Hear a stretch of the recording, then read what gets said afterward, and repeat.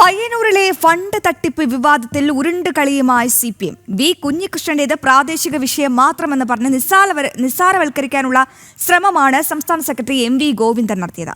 നിങ്ങൾ കുഞ്ഞികൃഷ്ണ എന്ന് ജപിച്ചോളൂ എന്ന് പരിഹസിക്കുകയാണ് CPM സംസ്ഥാന സെക്രട്ടറി. അതേസമയം പിരിച്ച രക്തസാക്ഷി ഫണ്ടിന്റെ കണക്ക് നാളെ ജില്ലാ സെക്രട്ടറി വിശദീകരിക്കും.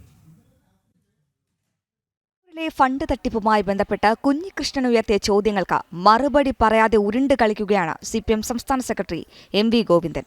മുഖ്യമന്ത്രി പിണറായി വിജയനും CPMന്റെ മറ്റ് നേതാക്കന്മാർക്കുമെതിരെയുള്ള ആരോപണങ്ങളെ പ്രാദേശിക വിഷയമെന്ന് പറഞ്ഞ് നിസ്സാരവൽക്കരിക്കാനുള്ള ശ്രമമാണ് CPMന്റെ സംസ്ഥാന സെക്രട്ടറി നടത്തുന്നത്. ഓരോ ദിവസവും കുഞ്ഞികൃഷ്ണന് മറുപടി നൽകാൻ കഴിയില്ല എന്നും നിങ്ങൾ കുഞ്ഞികൃഷ്ണ എന്ന് ജപിച്ചോളൂ എന്നുമാണ് MV ഗോവിന്ദന്റെ പരിഹാസം. പാർട്ടി വ്യക്തമാക്കിയ നിലപാട് സ്വീകരിച്ചിട്ടുണ്ട്. ഇനി അതിന് പുറമൊന്നും പറയാനില്ല. കുഞ്ഞികൃഷ്ണൻ പറയുന്ന ഓരോ ദിവസം മറുപടി പറയാൻ ഈ ജാതകം ഉത്തരവാദിത്വം. കുഞ്ഞികൃഷ്ണൻ കമ്മ്യൂണിസ്റ്റ് പാർട്ടിയിലില്ല.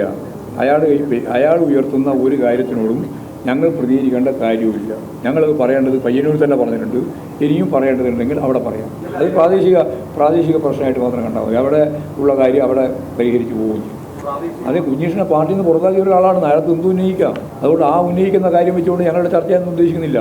കുഞ്ഞികൃഷ്ണൻ്റെ അധ്യായം അടച്ചു കഴിഞ്ഞു. അദ്ദേഹം പാർട്ടിയുടെ ജില്ലാ കമ്മിറ്റി മെമ്പറായിരുന്നു. അദ്ദേഹത്തെ സംഘടനാ വിരുദ്ധ പ്രവർത്തനത്തിൻ്റെ ഭാഗമായി പാർട്ടിയിൽ നിന്ന് പുറത്താക്കപ്പെട്ടിട്ടുള്ള ഒരാളാണ്. അയാൾ ഇനി ഓരോന്നിങ്ങനെ പറഞ്ഞുകൊണ്ടിരിക്കുന്നതിനോട് ഞങ്ങളുടെ ജാഥയിൽ ചോദ്യം ചോദിച്ച് അതിന് മറുപടി പറയാനും ഉദ്ദേശിക്കുന്നില്ല.